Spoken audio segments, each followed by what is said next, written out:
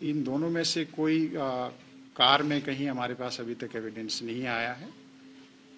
इन्होंने एक तरह से इनको स्क्रीन करने की कोशिश की है, मिस इन्फॉर्मेशन किया है, इनको हेल्प किया है। जिन्होंने क्राइम किया, जिन्होंने इतना ग्रूसम क्राइम किया है, उनको प्रोटेक्ट करने की कोशिश की है, तो ये एक क्रिमिनल ऑफेंस अपने आप में बनता है। तो इसलिए हमारी बहुत सी टीम्स अभी लगी हुई हैं, इनको भी हम अरेस्ट करेंगे, फिर इनका फर्दर सस्टेन्ड इंटरोगेशन होगा और उसके आधार पर इन्वेस्टिगेशन आगे बढ़ेगा। इसके साथ साथ कि ड्राइविंग लाइसेंस नहीं था अमित के पास, अभी तक जो इन्फॉर्मेशन है वो नहीं था। अगर बाकी इन्वेस्टिगेशन अभी जारी है, फाइनली कुछ उसमें होगा तो हम आपसे फिर शेयर करेंगे। सर, निधि को लेकर के 2-3 सवाल उठ रहे हैं। पहला सवाल, परिवार कह रहा है कि निधि का रोल सस्पिशियस है, 302 का मुकदमा दर्ज होना चाहिए। दूसरा सवाल, जब निधि की मां कह रही है कि निधि ने खुद ये बताया कि जो गाड़ी को आगे पीछे करके पीड़िता के ऊपर चढ़ाया गया, मृतका के ऊपर चढ़ाया गया, क्या 302 का मुकदमा बनता है? तीसरा सवाल उसी से जुड़ा हुआ, निधि का स्टेटमेंट कितना रिलायबल मान रही है पुलिस, क्योंकि 164 का बयान दर्ज करवाया है। क्या निधि जो इस मामले में सिर्फ एक गवाह है या उसका भी रोल अभी कहीं पर सवालों की घेरे में? अभी तक जो पुलिस का इन्वेस्टिगेशन है, इसमें आपको सभी को मालूम है कि आपके दिमाग में भी बहुत से क्वेश्चंस थे, हमारे दिमाग में भी बहुत क्वेश्चंस थे कि ये क्या कोई इसके साथ और था या कहाँ से ये आई थी, लास्ट सीन कौन था, ये सारे तमाम क्वेश्चंस आपके दिमाग में भी थे, हमारे दिमाग में भी थे। तो इसलिए पुलिस इस मामले में लगी हुई थी। सारी छानबीन के बाद एक हमें पता लगा कि ये लास्ट लोकेशन कहाँ आ रही थी लड़की की, हमने वो स्पॉट आइडेंटिफाई किया। वहाँ से कुछ हमें क्लू मिले कि यहाँ से ये लड़की किसी और के साथ बैठकर कहीं आ रही है, तो उसके थ्रू हम आई विटनेस तक पहुँचे हैं, जो कि सीसीटीवी फुटेज है। इसके साथ साथ जहाँ पर ये दोनों लड़कियाँ थी, वहाँ पर जो होटल है उसका रिकॉर्ड है, उसका डॉक्यूमेंट्री एविडेंस है, इसके नाम बुक है, इसने बुक कराया है, उस तरह की डिटेल हमारे पास है। तो लास्ट सीन हमने इस्टेब्लिश किया, बिकॉज कहीं भी कोई भी जब कोई इस तरह का हादसा होता है, मिसिंग है या कोई मर्डर है, तो हमारे लिए ये बहुत इम्पॉर्टेंट है कि लास्ट में कौन था या कोई आई विटनेस है इसका। तो लास्ट सीन को ट्रेस करते हुए हम इस स्टेज तक पहुँचे हैं कि जो निधि है वो इसमें एक बहुत अहम विटनेस है। और आप सभी को मालूम है कि इस तरह के केसेस में जो विटनेस होते हैं उनको भी एक तरह से अच्छे से एग्जामिन करना, उसको हमारी बहुत ज़रूरी एक प्रक्रिया है।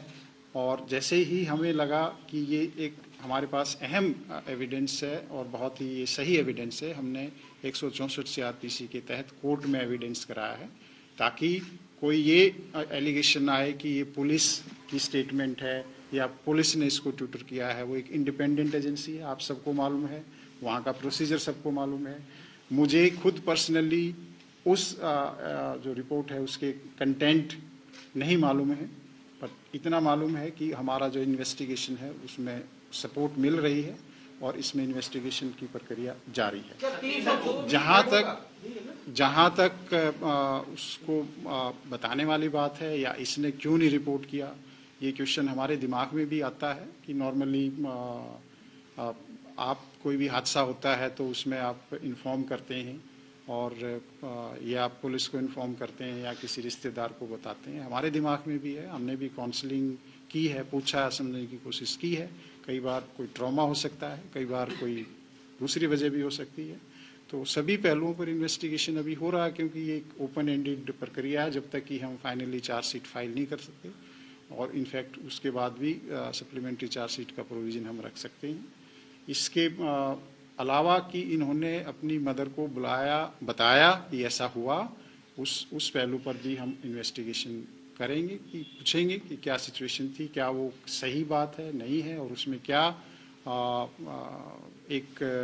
क्या अटेम्प्ट हुई किसी को इन्फॉर्म करने की या नहीं हुई। वो एक इन्वेस्टिगेशन है, उस पर हम आगे काम करेंगे। जो बुक था वो निधि के नाम पर था, तो क्या निधि ने इस लड़की को बुलाया था, जो मृतका है उसे बुलाया था निधि ने, या ये कहानी क्या है? क्योंकि 4 लोगों का भी इन्वॉल्वमेंट था पहले, कल परिवार की तमाम चीजों पे सवाल भी उठा रहा था। देखिए सर 302 वाला अगर आप 302 का मामला कहीं से बनना है, क्योंकि परिवार यही मांग कर रहा है कि 302 का मामला बनना चाहिए। और जिस तरीके से जो चीजें सामने आ रही है, चाहे वो निधि की मां का बयान हो, क्या नया सेक्शन ऐड हो सकता है क्या?